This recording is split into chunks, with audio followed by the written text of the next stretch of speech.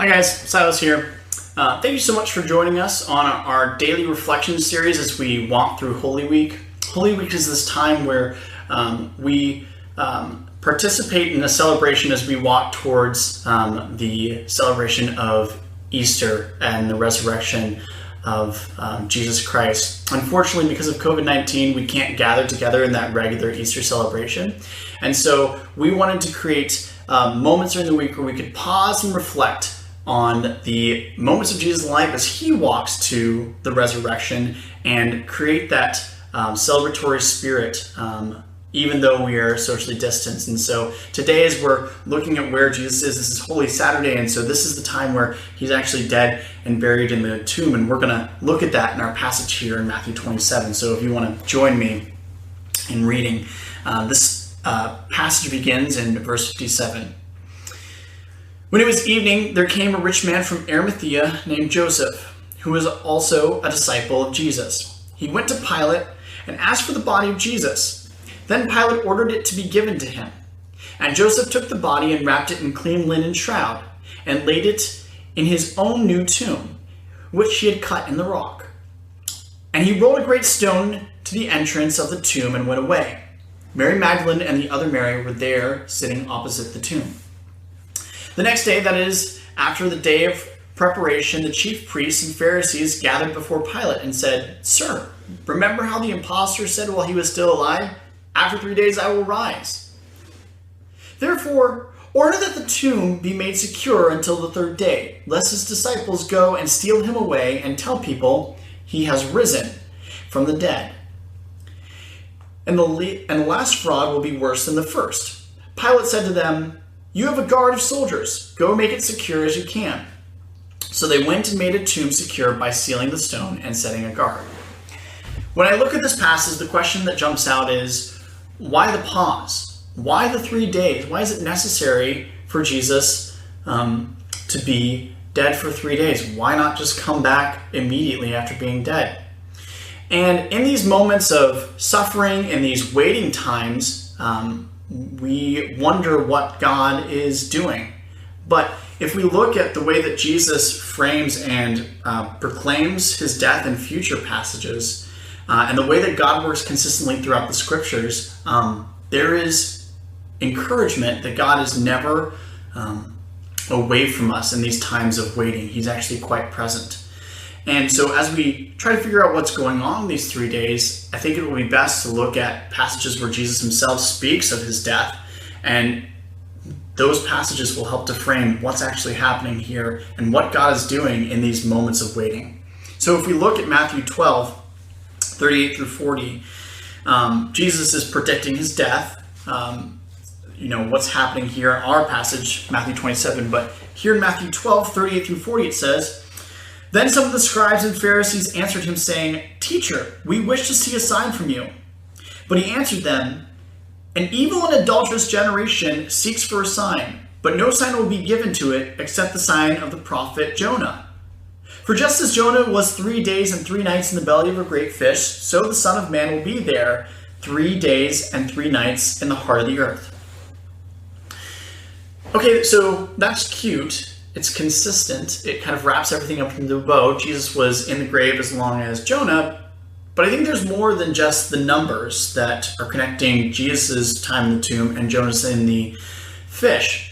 If we think about the story of Jonah, Jonah is a prophet who runs away from God's call to go proclaim the good news to the people of Nineveh, and fearing the people of Nineveh, he runs in the opposite direction and tries to get away from this calling, not trusting that God's going to be with him as he ministers to these people. And the story goes, and Jonah is eaten by a whale or a large fish in the passage, and he is brought by the fish to the very land that he was trying to run away from. And what we see God doing in these 3 days of 3 days of Jonah being in the fish is God ministering him and telling him, "I am there with you. I will deliver you from the fish and place you where I am taking you, but I will also be with you in this nation who, will try to hurt you and try to crush you, but I will be with you in these times of trouble, and I will deliver you from these things, just as I delivered you from the fish. I think that's saying something about our passage about Jesus and his death and the time of waiting. One more passage before we get back. If we look to John 11, which is the story of the death of Lazarus, Jesus' friend, Jesus also talks about his death and resurrection in this passage as well. And when we find Jesus, he's being confronted by Martha, who says, "Lord, if you had been here, my brother would not have died. But even now, I know whatever you ask from God, God will give to you." And Jesus said, "Your brother will rise again." Martha said to him, "I know that he will rise in the resurrection on the last day." Martha is failing to recognize in this passage that Jesus is present. And while he could have been there sooner, he's not. And what she's failing to do is trust that in that moment where Jesus is, that Jesus is actually going to do something redemptive. But look at what happens next. Jesus says, "I am the resurrection and the life. Whoever believes in me, though he die, yet shall he live. And everyone who lives and believes in me shall never die. Do you believe this?" And she said to him, "Yes, Lord, I believe that you are the Christ, the Son of God, who is coming into the world." What we see here is something transformative. We see Martha going from not trusting Jesus because he hadn't delivered to her in her time frame, her 3 days, into going and trusting that Jesus is going to redeem something here. And he does. He raises Lazarus from the dead. Martha responds correctly by going from worrying that things have not been done in her time to trusting that Jesus is the way, the truth, and the life. And that's what she says. I believe that you are Christ, the Son of God, who is coming into this world. And so, how does this help us to understand what's happening in Matthew 27? Well, we come into a similar situation where we see that Jesus is dead. And where are the disciples? They are cowering and afraid in the upper room. They have lost their family. They have lost their jobs. Their king and the political movement that he was about, the one they believed was going to take over, is now dead. And on top of that, they are hunted men. They're failing to believe that Jesus is with them in the situation. They don't believe that Christ is there, but I'm not sure if that's true. Because in John 14, 16 through 18, before his death, Jesus very clearly says to them, "And I will ask the Father, and he will give you another helper, to be with you forever. Even the Spirit of truth, whom the world cannot receive, because it is neither sees him nor knows him. You know him, for he dwells with you and will be in you." The Spirit of Christ is with them.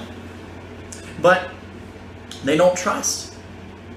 And we know from the story that Christ returns and shows that he is not only going to raise himself and everyone else from the dead, but is coming again to bring all people to the Father's side and prepare us a kingdom.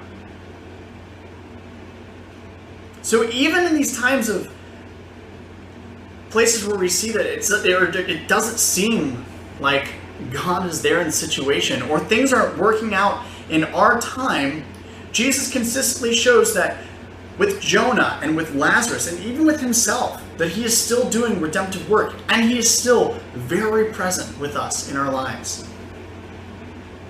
So if God continues to prove himself that he is with us and that he will fulfill his promises, how are we to process a situation like COVID-19?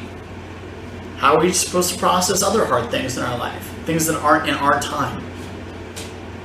Do you trust that Jesus is with you in the hard times? Do you trust that he is with you even in death? You know, with COVID-19 becoming the largest, or the number one killer of Americans right now, do you trust him? And do you trust that in the truth that he's proclaimed that he will come again to redeem all things and wipe all tears away? The scriptures proclaim that. It says at the very end, as Jesus ascends into heaven, it says, "And behold, I am with you always, to the end of the age." So the question becomes, where will Jesus find you when he returns? Where will Jesus find you now as he's currently present with us? Will he find you untrusting like the disciples? Or will he find you transformative and faithful like Martha, trusting that he is eternal life and is with you? Now, don't confuse trust with the denial of suffering. Jesus wept at the tomb of Lazarus, and we should weep in suffering, and we should weep in death, and we should weep alongside the groaning of this world as we wait for the return of Jesus. But in that, don't lose trust that Jesus is always present and continually saying to us that the suffering that you're going through, it's wrong. But trust that I'm with you, and that in the correct time, I am redeeming all things, and that I will wipe every tear away. Now, I know the proclamation that Jesus is coming might be encouraging, but it doesn't help that still now we are waiting for things like COVID-19 to be, wiped away by Jesus, for his redeeming presence to come back into the world. And so, one of my favorite pastors and writers and kind of mentors without him knowing it, because I've never met him, but his work has influenced me. Walter Brueggemann writes this prayer, Waiting and Longing. And I want to end our time reading this prayer to you, and I hope this is encouraging in whatever situation you find yourself in, where you are waiting for the coming of Jesus, in whatever situation you find yourself in. It says, "God of seasons, God of years, God of eons, Alpha and Omega, before us and after us. You promise, and we wait. We wait with eager longing.